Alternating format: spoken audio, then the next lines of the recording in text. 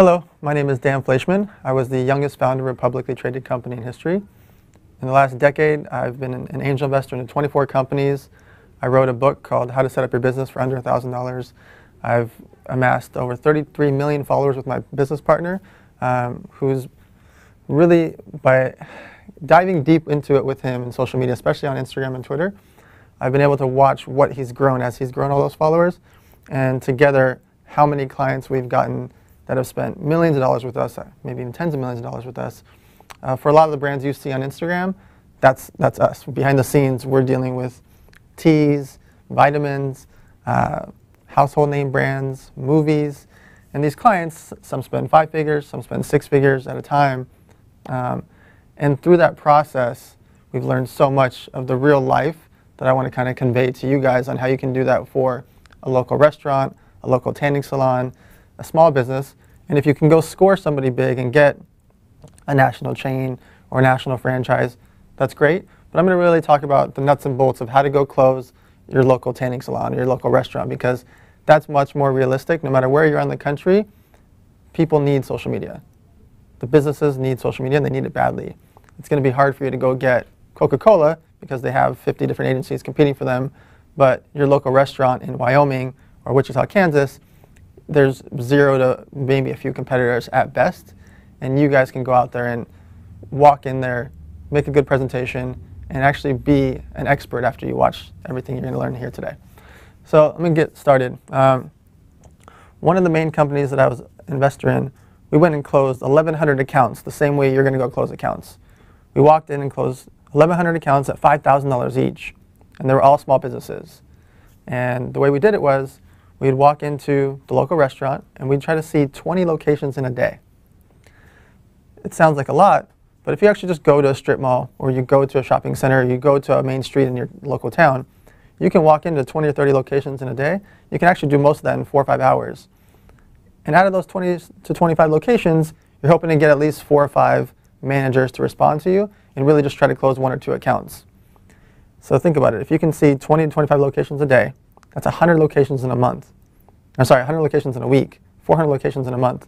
It's 4,800 locations in a year just by going to see 20 places a day. And if you're going to have even a 10 or 20% close ratio, think about how many clients that is if you go see 5,000 places. It sounds very overwhelming, but when you break it down of just walking in door to door, or going to a local convention, or a local trade show, or a local meetup you can find on eventbrite.com or events.com or meetup.com.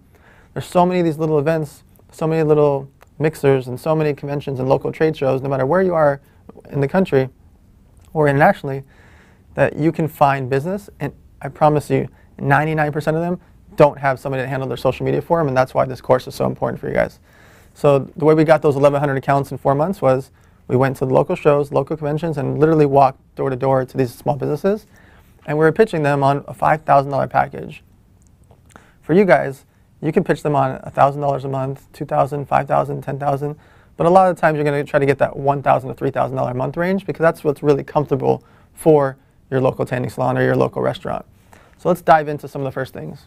You just started your social media agency. What is the most important service that you should do daily for your clients when you manage their Instagram? So the biggest fear for the small business owner is not knowing how to do their social media. That's why they need you. So many of them know how to do 4 or 5 pictures. They know how to take a picture of the burger, the French fries, post a flyer of the sale.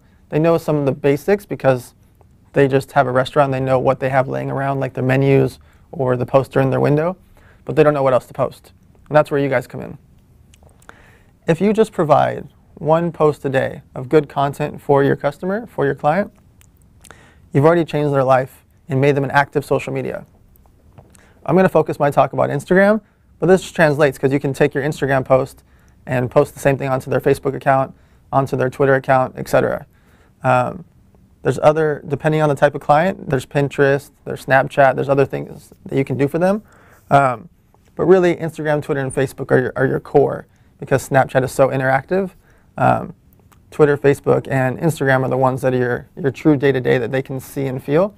And Instagram being the most important one, because that's the one that's most emotional to people. Twitter is the one that's the most useful for a store or a restaurant as a brand, because people can use it almost like a customer service. Facebook is important because those fans are loyal and you can target them. And some of the guys throughout this course are going to talk to you about how to target Facebook ads. But I'm going to talk and focus on the Instagram, which you can then use for your other social media platforms. So the daily service that you want to provide is, again, you're charging $1,000 to $3,000 a month for this. This isn't something you can charge $10K a month to just do one post a day. This is something that you can get that $1K or $2K a month, and you can even get $3,000 a month for a little. If a place has, let's call it, 2 to 4 locations or 2 to 5 locations. The post will be the same because they're only going to have one account. Whether they have one tanning salon or 5 tanning salons, they're still only going to have one account. They might have micro accounts depending on if it's in different cities. But really, 99% of the company are just going to have one core account, and that's what you're going to manage for them. So I use tanning salons and restaurants because that's the easiest one. This translates to a spa, a local hotel. There's a great deal of businesses in your area. Lawyers need it, doctors need it, specialists need it. There's so many different clients that you don't even realize if you walk into an office building and see that there's 300 different people in that high-rise. Almost all of those 300 clients want to have social media, and most of them don't because they're just scared and because they don't know what to post. They wouldn't know what to say. And that's what you're going to hear a lot of the times when you're interacting with these people is they would post, they just don't know how. They don't know what to write in the caption. They don't know when to post. So for you, you want to post between 9 a.m. and 9 p.m. Ideally, you really want to just post 9 a.m. to 5 p.m. because that's the core time that most businesses are open, and that's the core time that most people, no matter where they are in the country, are awake and looking at their phone.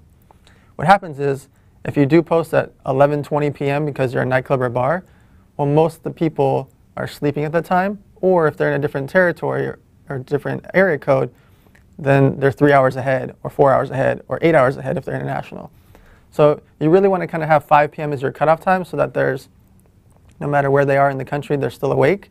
And if it's a brand that's an online shop, let's say you're going to manage it for an online clothing store, or a place that's selling veggie juices, or they're shipping juices direct to people's homes, those type of businesses, you really want to try to get that 9 a.m. to 1 p.m. because if they can ship internationally and it's 8-hour time difference, anything after 1 o'clock becomes too late because now it's 9 p.m. somewhere else. So you want to focus on one good post a day, and let me tell you how to go find those posts. So there's a couple ways. You can create the content. So if they are a restaurant or a tanning salon, you can walk into location using your iPhone. If you can get a nicer camera, get it. But until you can afford it, just use your iPhone. It's an amazing camera. Or if you have an Android, those are amazing cameras for what they are. You don't technically need this fancy equipment until later when you can afford it.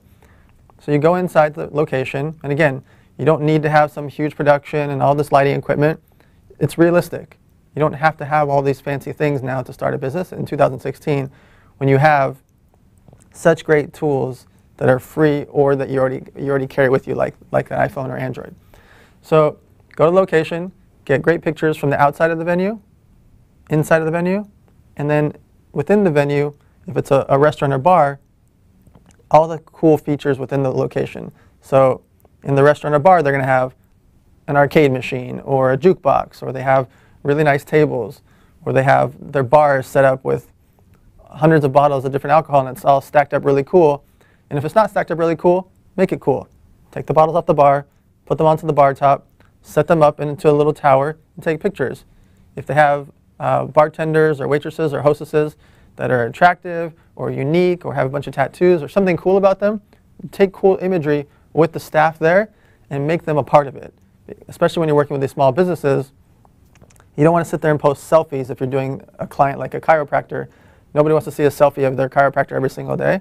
But if it's a bar, restaurant, tanning salon, or something like that, and they have multiple staff members, get cool imagery of the place looking busy, the staff doing something active, if they're pouring a drink, or they're closing a tanning bed, whatever it is that's the cool features, utilize that. Some places are boring, but if you're doing it for a veterinarian, they've got plenty of cute puppies and cute animals that you can take photos with, and you'll have an endless supply. So whatever the type of business is, take the photos yourself, as many as you can. Usually you can do that in 1 or 2 days, and there's no real cost to that unless you're doing makeup and hair. The next thing you can do is searching hashtags. So if it's a veterinarian or a tanning salon or a restaurant, searching hashtags of their competitors, of the industry, of the local events, and really finding out everything you can within that industry and within their competitors about the subject. So let's break it down. For example, if it's a tanning salon and you search perfect tan,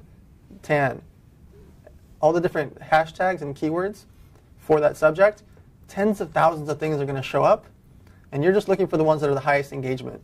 So at the top on Instagram, you're going to see the top 6 that are highest engagement, and then it's going to say most recent, all below that. You care about the ones that have the highest engagement. Look through the ones that have the highest engagement, take a screenshot of those, and as long as it doesn't say another brand on it, nobody owns that content. Unless it's a video that has music on it or a highly produced video by a competitor, almost everything you find on social media is not going to have a licensed owner, so you can utilize it. If you notice, a lot of big influencers like the Fat Jewish, and those type of characters, they don't make their own content and they have tens of millions of followers. They're just repurposing content. So for the same thing for you guys, you can repurpose content as long as it doesn't have a different brand or a different owner to it and it's not watermarked. That imagery, almost every time, I've done tens of thousands of posts and I've never had anybody deleted because you just want to avoid music because music has very strict rules to it. And videos, if they have actors in them, a lot of times you're going to have to tag them, and you kind of want to avoid that for your small business that you're helping as a client. You want to avoid anything political, sexual, or drama related. You're not in the business of gambling on great content in that sense. You want to have very safe, very stable content so that your client stays with you for years and years. You're not there to make one crazy post about Donald Trump doing something or some situation with a protest and you guys are mad about it. Do not do that for any small business you're working with. It's not safe, it's not fair to them, it's not useful to you, and it's a gamble that's completely unnecessary because once you have the client and you're already doing posts for them, you're not going to get a raise because you got some more traffic on one single post. So trying to do some racy photo of the election is not safe or useful to you. So just stick with good content, good photos and videos of the brand, of the company, and then mix in funny things, but funny safe. Don't do funny that's sexual or funny that's crude or racist or religion involved. Funny things, if it's veterinarian, it's simple because there's so many funny cat videos and so many funny doggy pictures on the internet. You just go look at the other accounts that already have good engagement or big followings, and you're just screenshotting or saving those videos to repost on yours. Most of the time, you only need one post a day to have a very active account. And really, Monday through Friday, it's extra credit if you want to do that on Saturday and Sunday for them. If they have a weekend type business like restaurants and tanning salons, you should post on the weekends for them. And don't feel like that's taking away a lot of time from you. Think about this. Your content's on your mobile phone that's with you. So even if you're in London, in Wichita, Kansas, or anywhere you are in the world, it takes moments to pull out your phone, post the photo for them, write a 1 to 3 sentence caption, and put your phone away and go back to your business. Even if you have 11 clients and you're killing it, you're making $33,000 a month in gross revenue and everything's going great, no matter where you are in the world, make sure you get those posts up because those 11 clients will not even take you 20 or 30 minutes to do the posts. So again, be very cognizant and fair to the staff, to your clients, because it's really important that if you get them to pay you money to do a post a day, that you do a post a day. Once you start getting 2 or 3 or 4 clients, you can start outsourcing and having either a full-time staff member. And when I say full-time, think about that for a sec. 3 or 4 clients that's paying you $2 or $3 grand a month. Let's call it $10 grand a month in revenue, and you spend $2K a month on a staff member. Well, you're netting the whole $8,000. You're paying out $2,000, so you're making all this money, and they're doing all the work. But think about how much work is actually involved. To do 4 clients would take them 8 to 12 minutes a day. It's not that hard. The research time would now take another 10 or 20 minutes to go find other content, but you've now built a great business by charging 4 clients $2 grand a month, getting in $8,000 in revenue, paying out $2K. Now you're just netting 6 and having somebody else do the work.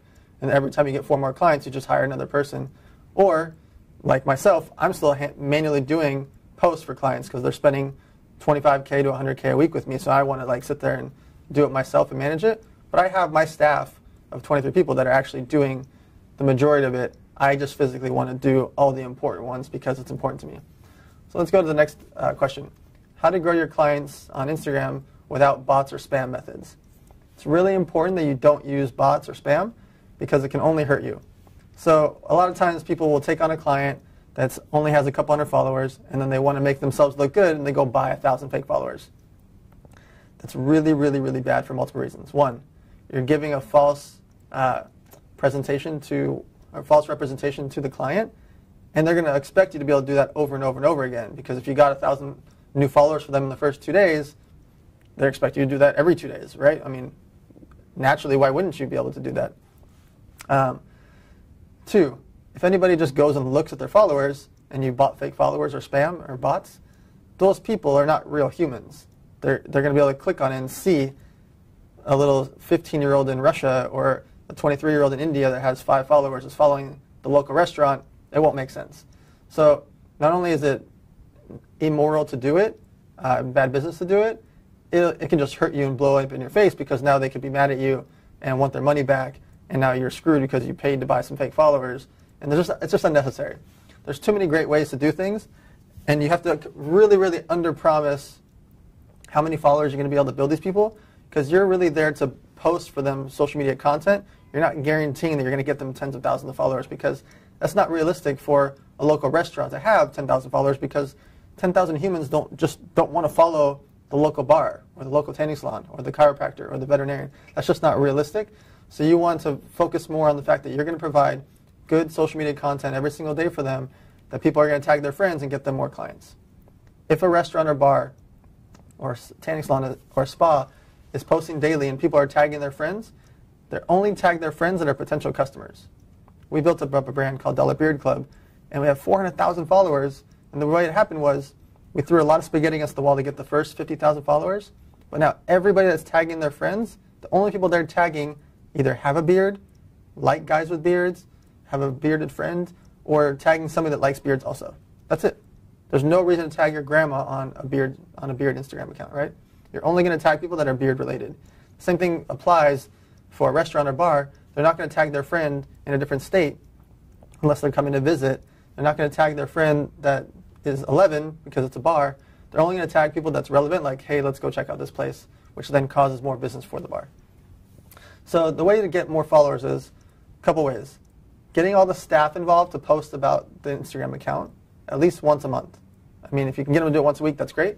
But realistically, if you get them to post about it once a month, the staff members only have small followings on most of the time, unless they're like a high-end nightclub and they have a big following. Most times the staff, and there might only be 2 to 10 staff, their followings are small, but they're a good base. They're a good baseline to help get the first couple hundred followers to the account. Next, go look at all the competitors of that company or the brand, or look at the local area and see who's next door or who's within a few miles of that restaurant or tanning salon, and then go like and comment on people that are following those pages. So the example is, you're doing a client that's a restaurant at a local mall. Go look at the non-chain stores, like a local clothing store, the local salon, the local nail place. Look at the people that are following that one, because you know those people live in the area. And then go into those followers and go like and comment on one of their pictures. What happens is, if a local restaurant or a local salon goes and comments on other people's that live in the area's accounts, most people on average have 300 followers.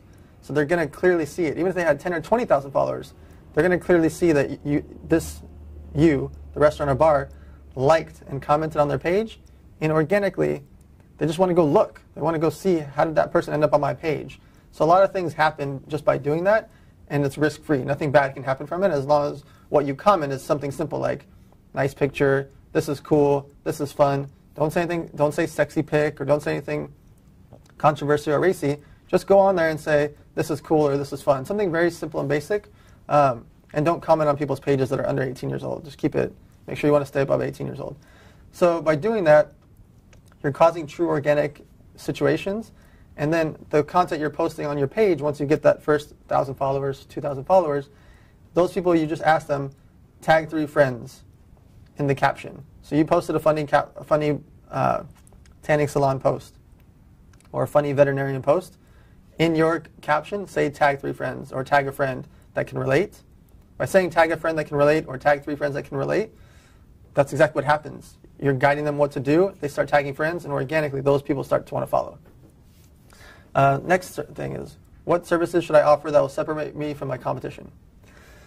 So the services you should offer is, most competitors are not going to do what I said earlier about actually walking in and taking the photos and taking the video. Again, you can do it from your phone.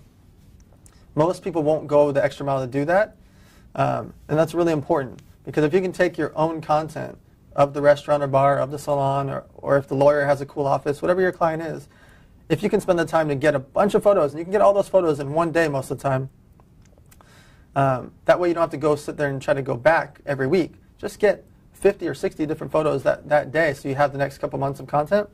That's one thing. Next, coming up with a contest is a great above and beyond thing you can do for them, but don't do a contest until they have a couple thousand followers or more. And really you want to start to have 3,000, 5,000 followers to really have a contest mean something. By doing a contest, it doesn't cost much. They're just usually giving away a $50 gift card or a free credit or a free spa package or a free dinner on us or whatever the type of business it is. Once you're on month 1 or month 2 or month 3 and you've built up a little bit of a following and there's some action and engagement on the account, you can do this contest and make people tag 3 friends to be able to enter the contest, and that will then organically gain more followers. And it's great fun for the restaurant or bar to run this contest, even if it's only $50 or $100, which is risk-free to them, because $50 to $100 gift cards really only cost them $20 or $30 because the actual cost on the raw goods of what they're giving away for free. And a lot of times when you do giveaways and contests and people come in, they end up spending more than what the gift cards were because they bring a family of 4 in. So running a contest is a nice above and beyond thing you can do for your clients, because your competitors won't do it. Your competitors are not going to go take the photos. Your competitors are not going to help them with their website and look at them and give them advice on their Twitter. They're not going to give them you want to be like their social media liaison, and you can become an expert just by watching this 4-month course and really researching what you are so you can become an expert. I'm going to close everything out by just talking about what my daily routine looks like. So essentially what I do is, first thing when I wake up in the morning, I look through and I see if anything is extra engaging on social media. I'll check on CNN, I'll check on Twitter, and I'll see what's happening in the world. And a lot of times, a lot of funny memes come up that are really useful for the accounts that I post on. So let's say something happened. Again, I don't do it with political or anything that's going to be racy. Something happened where Steph Curry did a crazy slam and everybody fell down, and something happened, or the mannequin challenge happened, everybody did something funny. So I'll look at that, I'll download those images, or I'll take those screenshots, and I'll start posting them across all the accounts, because I manage a bunch of different accounts, and we own a bunch of accounts. And then within those accounts, I'll tag the other accounts to help grow them. And then I follow up with all the clients. So I either text them or WhatsApp them or email them talking about what's going to happen for the week, or a lot of times it's going to happen for the day. You won't have to do that this much, because most of your clients aren't going to know or understand how or what you're doing. So you kind of want to be that expert so that they just let you do what you do, and you just give them a report once a week or once a month to kind of fill them in, and they can see it all because they're seeing you post for them. So what I do is I take screenshots of the campaign from the day before. So for example, if I do a campaign, this weekend we did one for a dog pet organic health food company. We did one for a car service company, and we did one for an online fashion boutique. And each of these were 6-figure campaigns. And so what I did was I took the screenshots and sent 56 screenshots, 92 screenshots, and I had my staff members also send me for certain campaigns all 50 screenshots or 100 screenshots. And then we sent them to the client as well. What that does is it proves to them what's happening. That's the best part about social media, is I can prove what I'm going to do for your campaign. If I spend 50 grand or 100 grand for you, I can spend it all in one day, get all the screenshots the next day, and prove every single aspect to it. So my daily routine essentially is seeing what everybody else is doing, seeing what my competitors are doing, seeing what's happening in the world, keeping up to date with my clients, screenshotting and proving to my clients what's going on, and then all those things that I just said can all be done in under an hour, and that leaves me the rest of the time to be working on angel investing and all my other companies type things. But for you guys, once you have your clients, even if you scale and have 5, 10, 20, 30, 40 clients, It's just, social media does not take that long. So this is a great business for you guys to just be able to really manage from anywhere you are in the world.